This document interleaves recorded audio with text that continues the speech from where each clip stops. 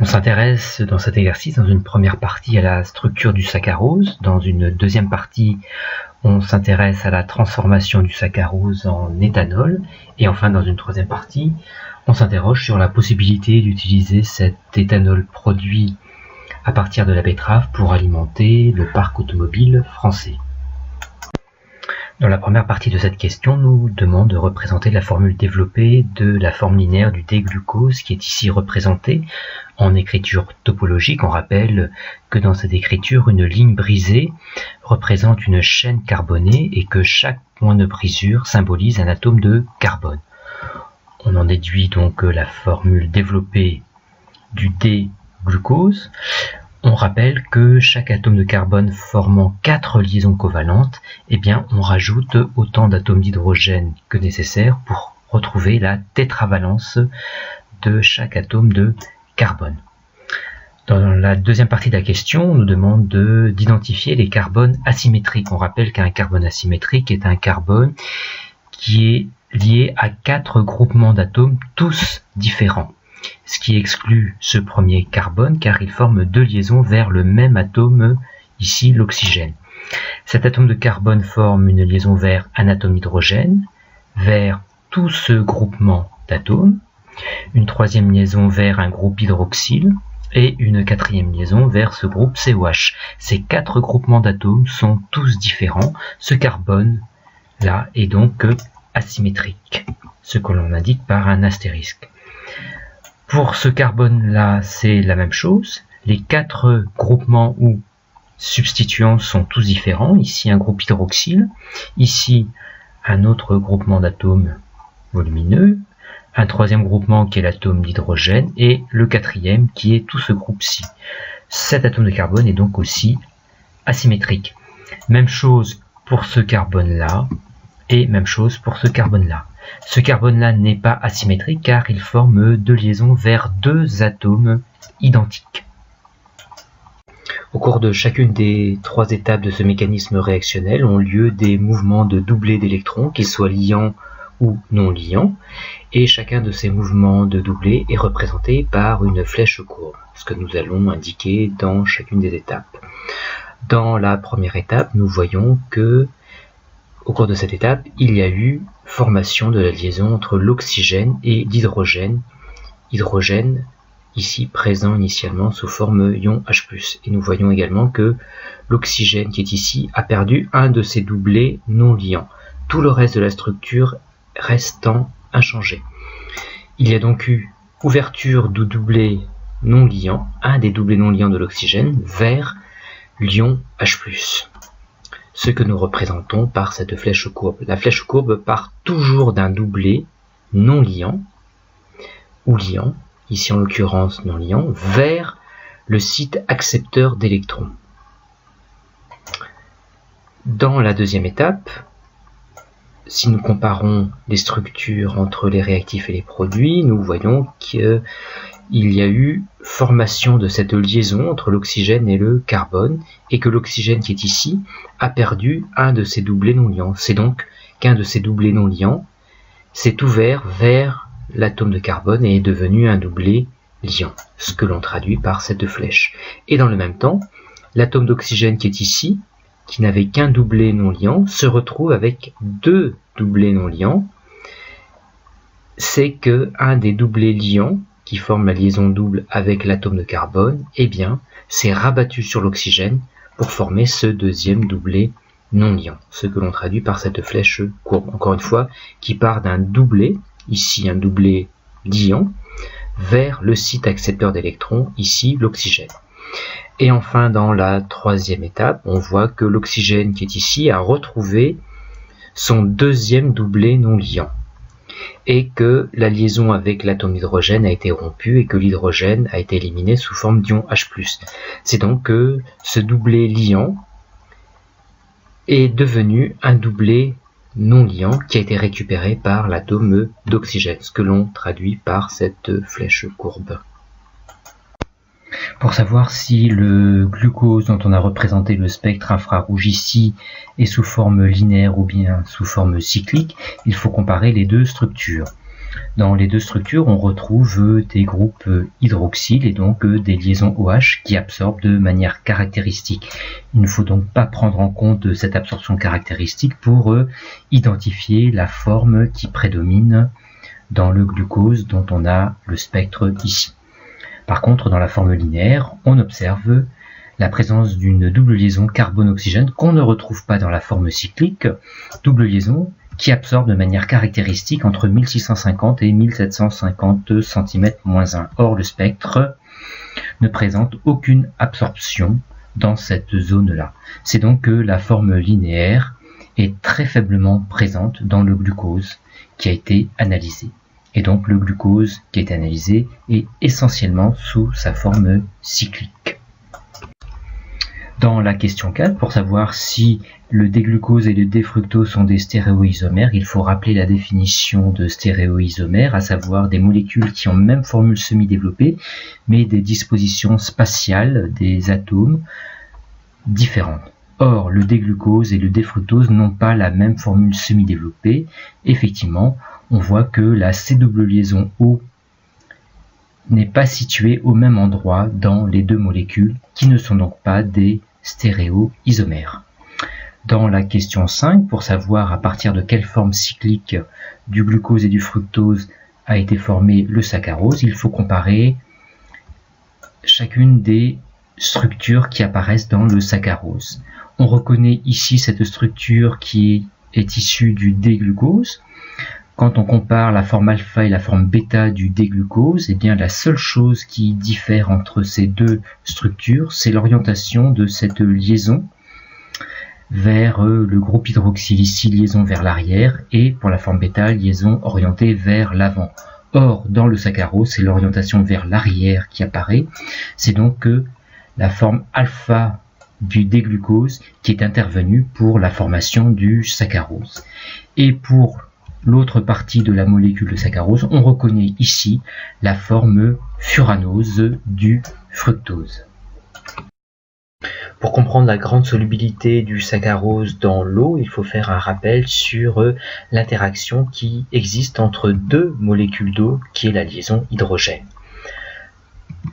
Il faut connaître pour cela les différentes électronégativités entre l'oxygène et l'hydrogène. On sait que l'oxygène est beaucoup plus électronégatif que l'hydrogène. La liaison OH est donc polarisée. Il apparaît donc au niveau de l'atome d'oxygène une charge partielle négative, notée delta-, et le déficit d'électrons situé au niveau de l'hydrogène se traduit par une charge partielle delta+. Ce site positif pourra fortement interagir avec un site fortement chargé négativement, comme un des doublés non liants de l'atome d'oxygène d'une autre molécule d'eau. Et cette forte interaction entre ces deux sites s'appelle la liaison hydrogène. Liaison hydrogène qui est à l'origine de la grande cohésion de l'eau à l'état liquide ou solide. Cette liaison hydrogène peut également s'établir entre une molécule d'eau et une molécule de saccharose. Effectivement, les nombreux groupes hydroxyles de la molécule de saccharose comportent au niveau de leurs atomes d'oxygène des doublés non liants qui peuvent établir avec les atomes d'hydrogène des différentes molécules d'eau des liaisons hydrogènes. C'est ainsi que l'on explique la grande solubilité du saccharose dans l'eau. L'hydrolyse du saccharose donne du glucose et du fructose. Cette hydrolyse se fait en milieu acide. Or, l'acide n'apparaît pas dans le bilan de la réaction. On peut donc émettre l'hypothèse que l'acide joue le rôle d'un catalyseur, c'est-à-dire qu'il n'intervient qu'au cours du mécanisme réactionnel et qu'il est intégralement régénéré à la fin de ce mécanisme, raison pour laquelle il n'apparaîtra pas dans le bilan de la réaction. Afin de tester cette hypothèse, on peut réaliser comme expérience une hydrolyse avec catalyseur et une hydrolyse sans catalyseur, et la comparaison des temps de demi-réaction permettra alors de confirmer cette hypothèse. Le temps de demi-réaction de l'hydrolyse sans catalyseur sera donc plus grand que une hydrolyse avec catalyseur. On réalise l'hydrolyse du saccharose qui donne du glucose et du fructose et on réalise 3 prélèvements du milieu réactionnel pour en faire une chromatographie. Le dépôt A correspond à un prélèvement du milieu réactionnel avant hydrolyse du saccharose. Donc le milieu réactionnel ne contient que du saccharose. Le dépôt A fait donc apparaître un seul dépôt, arrivé donc à la même hauteur que le saccharose. Le dépôt B est un échantillon du milieu réactionnel au cours de l'hydrolyse du saccharose. Il y a donc dans le milieu réactionnel à la fois du saccharose et un mélange de glucose et de fructose. Il y aura donc que 2 dépôts, un pour le saccharose toujours présent dans le milieu réactionnel et un autre pour le glucose et le fructose qui arrivent à la même hauteur dans les mêmes conditions. Donc les deux, glucose et fructose, sont représentés par un unique dépôt. Et enfin, le dépôt C correspond à un échantillon du milieu réactionnel après hydrolyse complète du saccharose, c'est-à-dire qu'il ne reste plus de saccharose dans le milieu réactionnel, il n'y a plus que du glucose et du fructose, il n'y a donc qu'un seul dépôt correspondant au glucose et au fructose. La formule semi-développée de l'éthanol est CH3CH2OH. Pour attribuer à la molécule d'éthanol l'un des deux spectres, il faut déterminer le nombre de massifs dans la molécule d'éthanol et la multiplicité de chacun des massifs. On rappelle qu'il y a autant de massifs qu'il y a de groupes de protons équivalents dans la molécule. Il y a un premier massif, car un premier groupe de protons équivalent, un deuxième groupe de protons équivalent, un deuxième massif et un troisième groupe de protons équivalents, donc un troisième massif. Il y a donc 3 massifs dans la molécule d'éthanol. La règle de multiplicité de chaque massif nous est donnée par la règle des n+1 où n est le nombre d'hydrogènes portés par les carbones juste voisins. Pour ces hydrogènes-là, il y a 2 hydrogènes voisins. La règle de multiplicité donne 2 + 1 = 3. Ce massif sera représenté par un triplet. Ces 2 hydrogènes ont comme hydrogène porté par un carbone juste voisin 3 hydrogènes. La règle de multiplicité donne 3 + 1 = 4, donc un massif qui apparaîtra sous forme d'un quadruplé. Et enfin, cet hydrogène qui est relié à un atome d'oxygène, eh bien, apparaîtra sous forme d'un singulé. Le spectre RMN de la molécule d'éthanol fait donc apparaître un triplet, quadruplé, singulé que l'on retrouve uniquement dans le spectre 2 qui est donc celui de l'éthanol. On souhaite déterminer ici le volume d'éthanol obtenu par fermentation du saccharose contenu dans une betterave de 1,25 kg. Les données nous indiquent le pourcentage massique de saccharose dans la betterave, à savoir 19,5%. On va donc calculer dans un premier temps la masse de saccharose contenue dans 1,25 kg. En calculant donc 19,5% de 1,25 kg, ce qui donne 244 g. On en déduit le nombre de moles de saccharose, petit n égale m sur grand M. 244 sur la masse molaire de 342,0 donne un nombre de moles de saccharose de 0,713 mol. Les nombres stoichiométriques de l'équation nous indiquent les proportions dans lesquelles les produits se forment en fonction des réactifs. On voit que 1 mol de saccharose forme 4 mols d'éthanol, c'est-à-dire 4 fois plus. Il a été consommé 0,713 mol de saccharose, il sera donc formé 4 fois plus de mols d'éthanol, c'est-à-dire 2,85 mol. On en déduit la masse d'éthanol formée, avec la formule petit m égale n fois grand M, 46,0 étant la masse molaire de l'éthanol, on trouve une masse d'éthanol de 131 g. Pour en déduire le volume d'éthanol, on rappelle la définition de la masse volumique de l'éthanol, qui est égale à m sur V.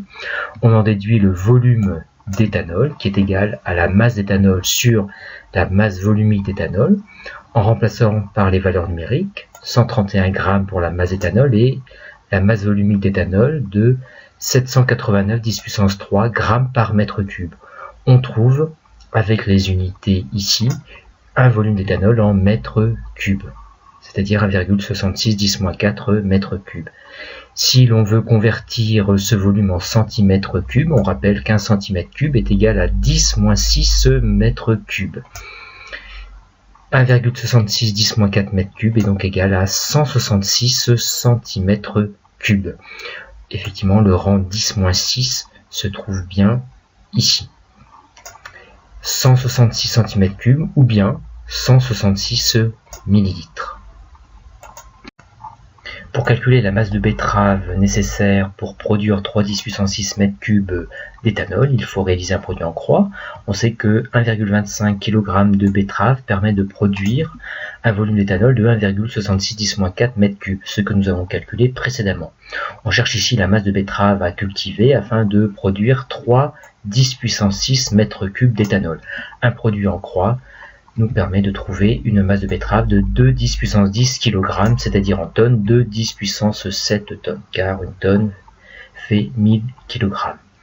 Pour connaître l'ordre de grandeur de la surface agricole nécessaire à cette production, il faut connaître le rendement de la culture de betterave, qui est de 74,8 tonnes par hectare, ce qui nous permet de calculer le nombre d'hectares à cultiver en divisant la production totale par la production à l'hectare, ce qui donne environ 3 10 puissance 5 hectares, que l'on peut rapporter à la surface agricole cultivée totale, qui est de 10 millions d'hectares et qui représente donc 3% des terres cultivées, ce qui fait de cette production d'éthanol à partir de betterave une solution envisageable.